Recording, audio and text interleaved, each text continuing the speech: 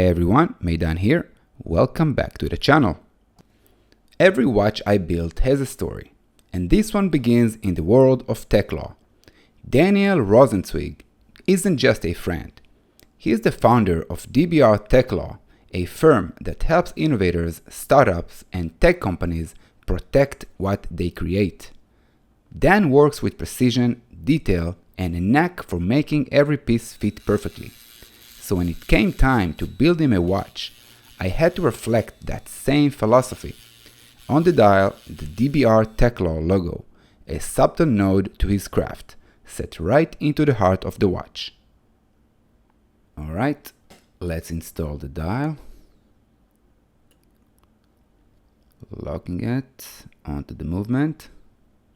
Perfect. Wow, look at that. I think the DBR logo blends in perfectly. It looks great. These are the hands. Really unique set of hands, I would say. Colorful and large. But before we start installing the hands, we need to make sure the date wheel flips. There you go. We're gonna start with the hour hand. And I'm placing the hour hand at 12 o'clock exactly. It's really easy to align this specific set of hands because they're so large.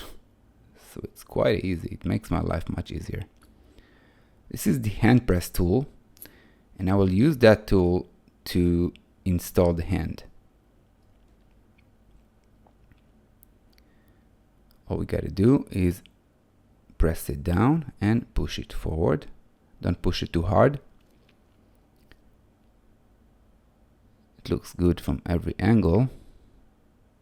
Yep. The hand sits at its place as it should. Next is the minute hand. And I'm placing the minute hand on top of the hour hand.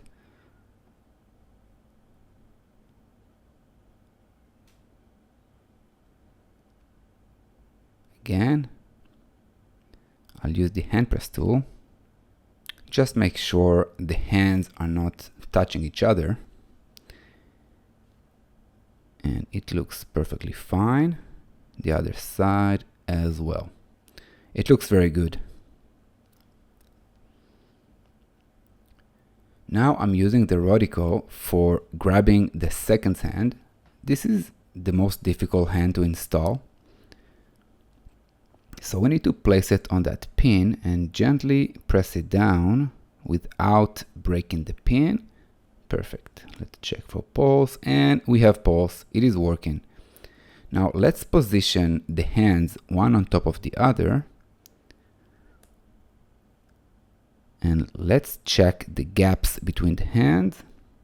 And it seems like we have perfect gaps. The hands are not touching each other and the gaps are identical throughout the entire length of the hands.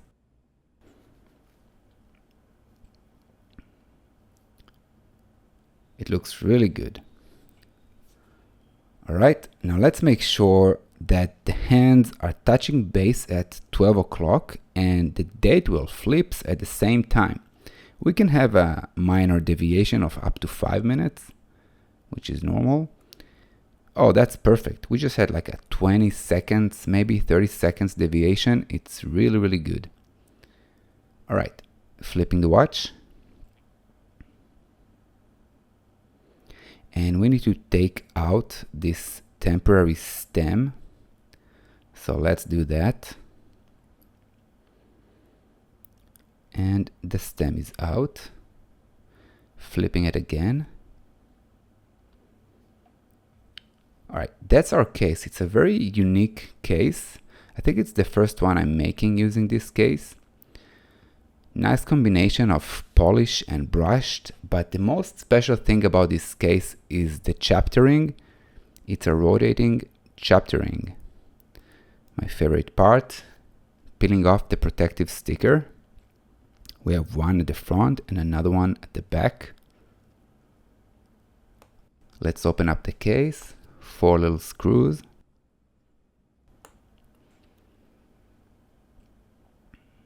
And 4. And inside the case, we have the rubber gasket and we have the movement holder, which we actually don't need for this build. Let's clean the watch from the inside.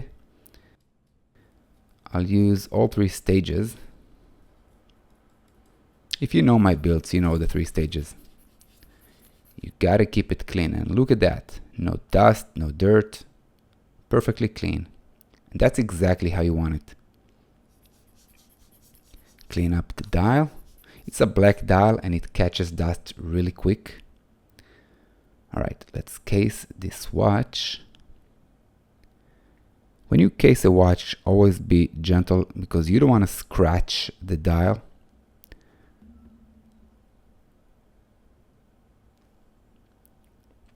This is our stem. Let's shorten it. And we can get rid of that extra part. We don't need that. Now the edge is a little smushed, so let's fix that. I'm using the Dremel for smoothing the stem edge.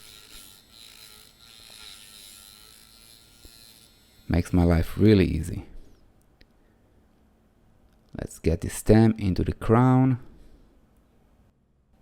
And it fit in perfectly. And let's get this crown into the watch until it clicks. Give it a little push. There you go. Obviously it's a screw down crown. It's much better for water resistant.